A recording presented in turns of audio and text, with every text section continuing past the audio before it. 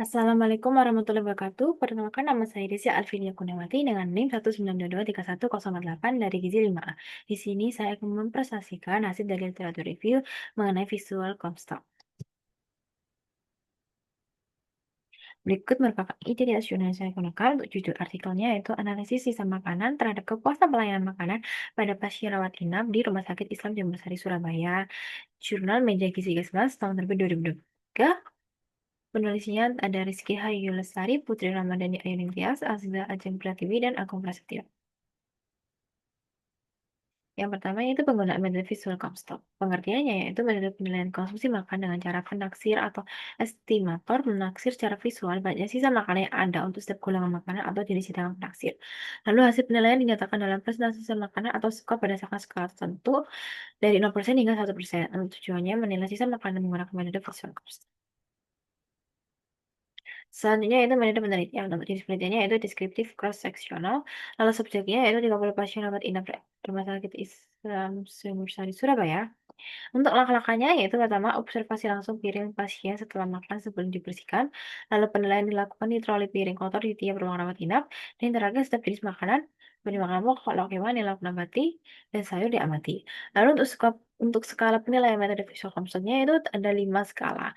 Yang pertama itu 6% yaitu makanan habis dimakan, lalu 25% sisa sedikit atau sekitar seperempat porsi, lalu 50% sisa setengah porsi, 75% sisa banyak sekitar 3/4 porsi, dan yang terakhir 100% atau dimakan sama sekali. Untuk pengolahan datanya, data sisa makanan dari pengamatan visual dihitung dalam bentuk persentase. Setiap jenis makanan, makanan pokok, lauk hewani, lauk nabati, dan sayur dinilai menurut skala 0 hingga 1%.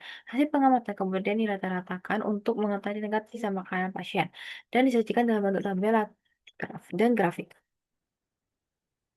Selanjutnya itu hasil dan pembahasan. Yang pertama itu ada grafik mengenai rata-rata sisa makan berdasarkan jenis makanan.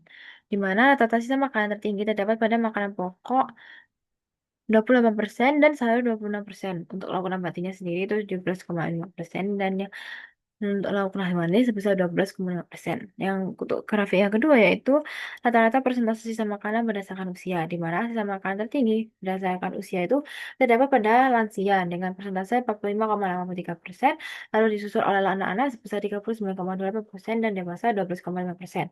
Sisa makanan tinggi terutama pada anak dan lansia disebabkan oleh nafsu makan menurun akibat kondisi fisiologis, tekstur dan rasa yang kurang sesuai, menu yang monoton dan makanan yang menarik, serta suhu makanan yang dingin akibat sistem distribusi sentralisasi dan hormon yang tidak berfungsi dengan baik.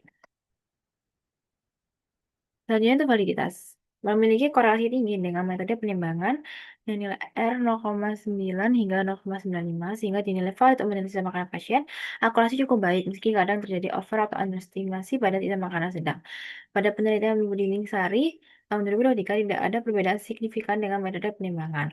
Untuk penelitian Sari 2025, Comstock masih akurat namun lebih presisi dengan MAE 0,0925 versus 0,0801. Untuk reliabilitasnya sendiri cukup reliabel jika dilakukan oleh penilaian terlatih dan berpengalaman. Konsistensi hasil dapat berbeda antar penilai, di mana terdapat inter-observer bias. Lalu untuk penelitian Budining Sari tahun 2023, usia dan lama kerja tidak berpengaruh, tetapi pelatihan meningkatkan konsistensi penilaian. Sedangkan dalam penelitian Sari tahun 2025, reliabilitas lebih rendah dibanding metode AI karena sifatnya subjektif dan tergantung kemampuan penilai. Selanjutnya untuk kelebihan, proses penilaian cepat dan efisien, lalu tidak memerlukan alat kompleks, lebih ekonomis dibanding metode penimbangan, mampu mengidentifikasi sisa makanan berdasarkan jenis bahan makanan. Sedangkan kekurangannya membutuhkan penaksiran berpengalaman, teliti dan terampil, memerlukan kemampuan estimasi dan observasi tinggi, serta berisiko jadi kelebihan estimasi atau overestimate atau kekurangan estimasi atau underestimate. Lalu untuk cara mengatasi potensi biasnya, yaitu yang pertama penggunaan gambar porsi meningkatkan akurasi estimasi, alat digital atau atlas makanan membantu standarisasi penilaian, dan terakhir penggunaan buku foto porsi mengurangi perbedaan persepsi antar penilai. Selanjutnya kesimpulan, metode visual Comstock merupakan cara penilaian sisa makanan dengan estimasi visual menggunakan skala 0 hingga 100%.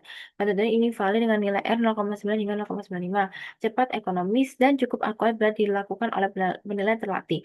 Hasil penelitian menunjukkan sisa makanan tertinggi pada makanan pokok sebesar 28% dan sayur sebesar 26%, terutama pada anak-anak dan lansia akibat nafsu makanan dan menu kurang menarik serta suhu makanan dingin. Meskipun terdapat potensi bias antar penilai, akurasi dapat ditingkatkan dengan pelatihan dan penggunaan foto porsi standar. Berikut merupakan jurnal dan buku yang saya gunakan dalam menulis literatur review ini. Sekian presentasi dari saya. Terima kasih. Wassalamualaikum warahmatullahi wabarakatuh.